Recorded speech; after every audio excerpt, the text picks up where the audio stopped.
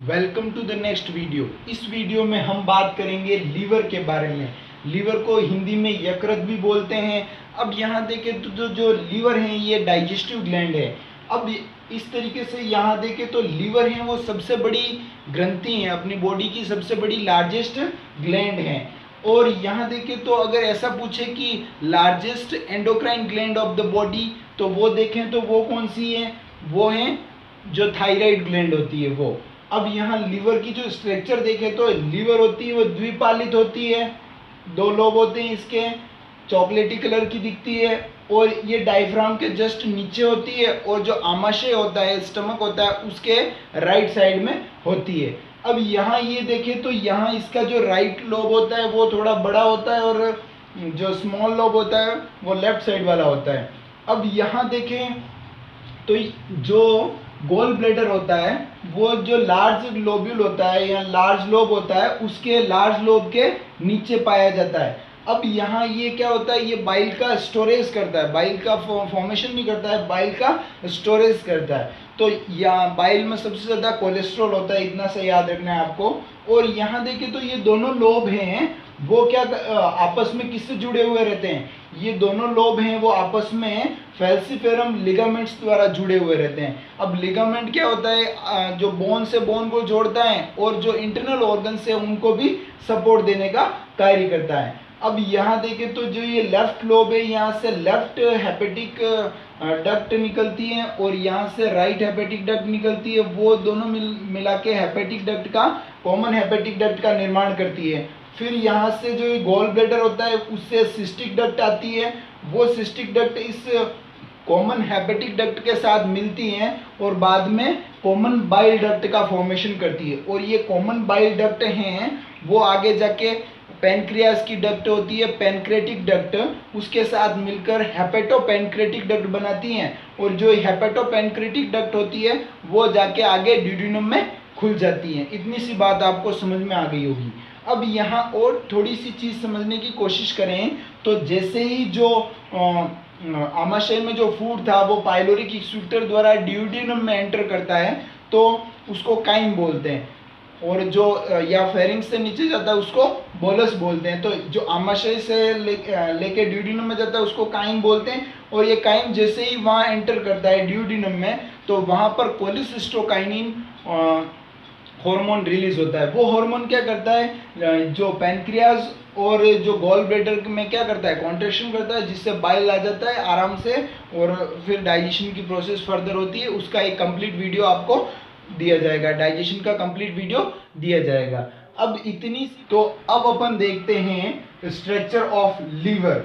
तो यहाँ पर देखें तो जो लीवर होता है वो छोटे छोटे लोब्यूल से मिलके बना हुआ होता है और ये लोब्यूल होते हैं वो उसकी स्ट्रक्चरल वो फंक्शनल यूनिट होते हैं। अब स्ट्रक्चरल कैसे हैं कि जो ये लीवर होता है वो जो पूरी लीवर की स्ट्रक्चर होती है वो लोब्यूल से मिलकर बनी होती है। और जो फंक्शनल किस तरीके से कि जो भी फंक्शन होते हैं, प्यूरिफिकेशन ऑफ ब्लड और देखें तो सिंथेसिस ऑफ बाइल, डिटॉक्सिफिकेशन, ये सब इस लोब्यूल के अंदर ही होता है, इसीलिए ये फंक्शनल यूनिट हैं। अब यहाँ देखें तो लीवर के अंदर रीजनरेशन या फिर पुनरुद्भवन की क्षमता पाई जाती है। और लीवर का एक लोब को अगर डोनेट कर दिया जाए किसी डोनर को तो एक आदमी जिंदा रह सकता है एक लोब के साथ। अब अपन देखें तो यहाँ पर जो थोड़ा अपन इस स्ट्रक्चर है लीवर के जो लोब्यूल की उसको डिटेल से समझने की कोशिश करते हैं। तो जो पूरा जो लोब्यूल होता है एक वो हेक्सागोनल होता है, जैसा कि आप क्लियरली डायग्राम में देख सकते हैं। अब जो ये हेक्सागोनल या बहुभुजीय होता है जो कि ग्लिंसन संपुट होता है या ग्लिंसन कैप्सूल होते हैं उनके द्वारा आवृत हुआ रहता है। और जो ये आवरण होता है वो व्हाइट फाइब्रस कनेक्टिव टिश्यू से बना हुआ होता है। अब यहाँ देखें तो जो प्रत्येक लोब्यूल के जो केंद्र में एक केंद्रीय शिरिका तथा उसके चारों ओर हेपेटोसाइट व्यवस्थित होकर हेपेटिक कोड का निर्माण करती है। अब इस बात को समझने की कोशिश करते हैं। जो पूरा आप यहाँ पर क्लियरली देख सकते हैं कि जो लोब्यूल है उसके केंद्र में एक सेंट्रल वेन है और उस सेंट्रल वेन के चारों ओर क्या है, हेपेटोसाइट हैं, और ये हेपेटोसाइट होती है वो लेयर में एक साथ में होती हैं, और वो मिलके क्या बनाती है, हेपेटिक कोड बनाती है। अब इस हेपेटिक कोड का क्या होता है कि जो हेपेटिक कोड होते हैं उसके बीच बीच में जो हेपेटिक कोड बना आता है उसके बीच बीच में साइनसोइड या रक्त पात्र पाए जाते हैं, और यहाँ पर जो ये रक्त पात्र होते हैं, इन रक्त पात्र की परिधि पर, जो ये रक्त पात्र होते हैं इनकी परिधि परिधि पर क्या होती हैं, कुछ सेल्स होती हैं जिनको मैक्रोफेजेस बोलते हैं, और इन मैक्रोफेजेस को यहाँ पर कुफर सेल्स बोलते हैं। ये कुफर सेल्स होती है वो जो डेड आरबीसी होती है उसके डिसॉल्व में भी हेल्प करती है। जो भी वायरस आते हैं, बैक्टीरिया आते हैं और टॉक्सिक सब्सटेंस आते हैं उनको क्या करती है, उनको खत्म करने का काम करती है। तो इस तरीके से ये कुफर सेल्स हेल्प करती है। अब यहाँ और अपन देखें तो एक चीज और आती है, पोर्टल ट्रायोड, ठीक है। तो यहाँ पर ये ट्रायड या पोर्टल ट्रायोड, यहाँ पर देखें तो ये ट्रायड होता है वो 3 तरीके की नलिकाओं से मिलके बना हुआ होता है। जैसे कि यहाँ पर आप क्लियरली देख सकते हैं कि जो ये हेक्सागोनल लोब्यूल बना हुआ है इसके एक कोने पर 3 नलिकाएं पाई जाती है। एक होती है हेपेटिक आर्टरी, एक होती है पोर्टल वेन और एक होती है हेपेटिक डक्ट। तो यहाँ पर देखें तो हेपेटिक आर्टरी होती है वो क्या करती है, आप क्लियरली डायग्राम में देख सकते हैं कि जो हेपेटिक आर्टरी होती है वो क्या करती है कि लीवर के अंदर जो भी ऑक्सीजनेटेड ब्लड होता है उसको लाने का काम करती है। और यहाँ पर ये फिर जो हेपेटिक आर्टरी होती है वो आगे जाके लीवर के अंदर हेपेटिक वेन में कन्वर्ट हो जाती है, और वेन से फिर ये सेंट्रल जो वेन्यूल के द्वारा और फिर वेन में कन्वर्ट होकर सेंट्रल वेन में चली जाती है, और वो सुपीरियर वीना के द्वारा उसका आगे ब्लड फ्लो हो जाता है। और यहाँ देखें तो पोर्टल वेन, अब पोर्टल वेन कहाँ होती है, वो भी उस ट्रायड में होती है। अब यहाँ ये पोर्टल वेन होती है, ये क्या करती है कि आप क्लियरली डायग्राम में देख सकते हो कि जो डाइजेस्टिव गैस्ट्रो इंटेस्टाइनल ट्रैक होता है या जो डाइजेस्टिव पाथ होता है वहां से वेन आती है, और वो सीधी कहाँ खुलती है, वो सीधी लीवर के अंदर खुलती है। अब इन वेन में क्या होता है, डीऑक्सीजनेटेड ब्लड तो होता ही है, और उसके साथ साथ बहुत सारे न्यूट्रिएंट्स होते हैं वो लीवर को सप्लाई किए जाते हैं। तो यहाँ पर ये पोर्टल वेन हो गई। अब देखें तो हेपेटिक डक्ट यहाँ अब आप क्लियरली देख सकते हो कि जो हेपेटोसाइट है वो क्या बनाएगी, बाइल बनाएगी, और वो बाइल हेपेटिक किस में जो जाएगा, हेपेटिक डक्ट में जाएगा। राइट से राइट हेपेटिक डक्ट और लेफ्ट वाले लोब से लेफ्ट हेपेटिक डक्ट मिलके फिर कॉमन हेपेटिक डक्ट बनाते हैं, और कॉमन हेपेटिक डक्ट होती है वो गॉल ब्लैडर की सिस्टिक डक्ट के साथ मिलकर कॉमन बाइल डक्ट बनाते हैं। और कॉमन बाइल डक्ट जो पैनक्रियास की जो डक्ट होती है पैनक्रेटिक डक्ट उसके साथ मिलकर हेपेटो पैनक्रेटिक डक्ट बनाती है, और हेपेटो पैनक्रेटिक डक्ट आगे स्ट्रिक्टर ऑफ ओडाई के थ्रू कहाँ खुलती है, ड्यूडिनम में खुलती है। तो इतनी सी बात आपको क्लियर हो गई होगी। अब अपन थोड़ा सा यहाँ देखें तो फंक्शन के बारे में, लीवर के जो फंक्शन होते हैं उनको समझने की कोशिश करते हैं। तो सबसे पहला जो फंक्शन है और जो प्राइमरी फंक्शन है वो लीवर का है, सिंथेसिस ऑफ बाइल। तो बाइल का सिंथेसिस करने का फंक्शन ये करता है, या पित्त। अब देखें तो कार्बोहाइड्रेट मेटाबॉलिज्म में भी हेल्प करता है। कार्बोहाइड्रेट मेटाबॉलिज्म मतलब उपापचय जिसमें एनाबॉलिज्म भी आ गई और कैटाबॉलिज्म भी आ गई। अब यहाँ देखें तो ग्लाइकोनियोजिनोलाइसिस मतलब ग्लाइकोजन का फॉर्मेशन होगा यहाँ पर नए सब्सटेंसेस से। तो इस तरीके से ये होता है। ग्लूकोनियोजिनेसिस, नए ग्लूकोज का निर्माण होगा।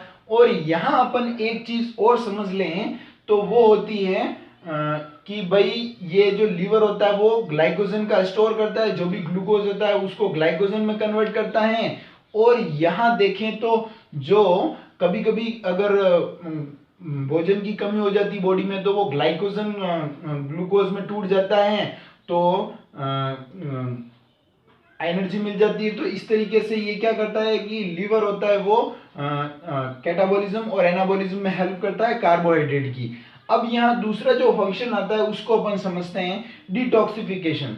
तो डिटॉक्सिफिकेशन प्रोसेस होती है वो हेपेटोसाइट में होती है। हेपेटोसाइट में सेल ऑर्गेनेल्स होता है endoplasmic reticulum.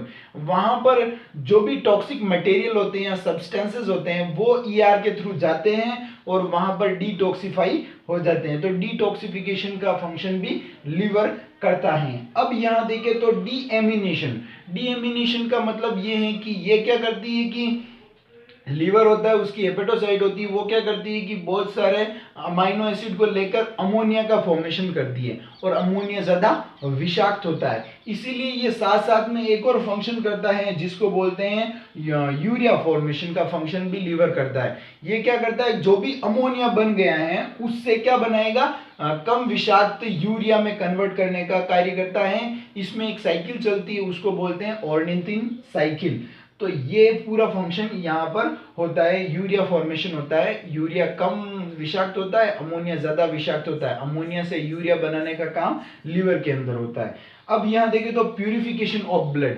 Purification of blood का कार्य ज्यादातर कौन करता है, कुफर सेल्स करती है। कुफर सेल्स डब्ल्यूबीसी, आरबीसी और जो भी बैक्टीरिया वायरसेस होते हैं और जो भी बहुत सारी और भी अगर कोई कवक ववक एंटर कर जाए तो उनको खत्म करने का भी कार्य करता है। ब्लड में किसी भी तरह की इम्प्योरिटीज हैं तो उसका प्यूरिफिकेशन करने का कार्य कौन करता है, लीवर करता है। अब यहाँ देखें तो synthesis of vitamin and storage of vitamin. तो सिंथेसिस क्या करता है कि ये लीवर होता है वो बीटा कैरोटीन से विटामिन ए के फॉर्मेशन का भी कार्य ये करता है। अब यहाँ देखें तो स्टोरेज ए, डी, ई, के और विटामिन B12 के ये क्या करता है, स्टोरेज करता है। जिस विटामिन B12 को साइनोकोबालामाइन भी बोलते हैं। अब ये स्टोरेज भी करता है और सिंथेसिस भी करता है विटामिन का। अब देखें तो स्टोरेज ऑफ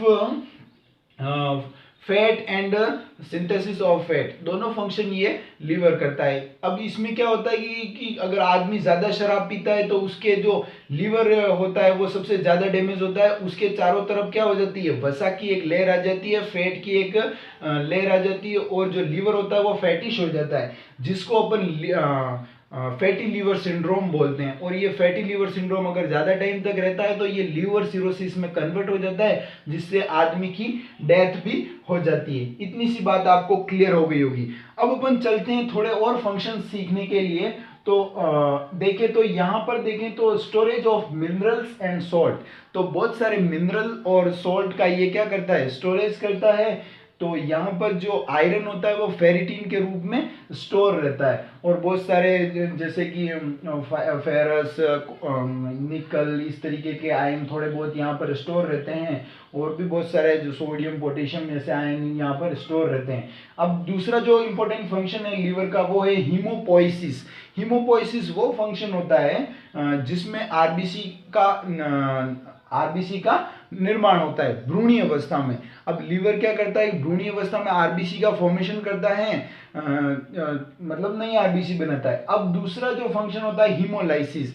अब हीमोलाइसिस में आरबीसी का टूटने को बोलते हैं हीमोलाइसिस। और यहाँ पर जो आरबीसी टूटेगी और आरबीसी के अंदर हीमोग्लोबिन होगा और हीमोग्लोबिन दो तरह के पिगमेंट से मिलकर बना होता है, येलो और ग्रीन पिगमेंट। येलो पिगमेंट को बिलिरुबिन बोलते हैं और ग्रीन पिगमेंट को बिलिवर्डिन बोलते हैं। तो इस तरीके से जब पीला वीला हो जाता है तो आरबीसी ज्यादा टूटती है, तो इसके कारण जो पीला जो आरबीसी टूटेगी तो वहां पर पीला जो पिगमेंट होगा वो ज्यादा नाखूनों में, आंखों में दिखेगा और हाथ पीले हो जाते हैं। तो इस तरीके का आप देख सकते हो।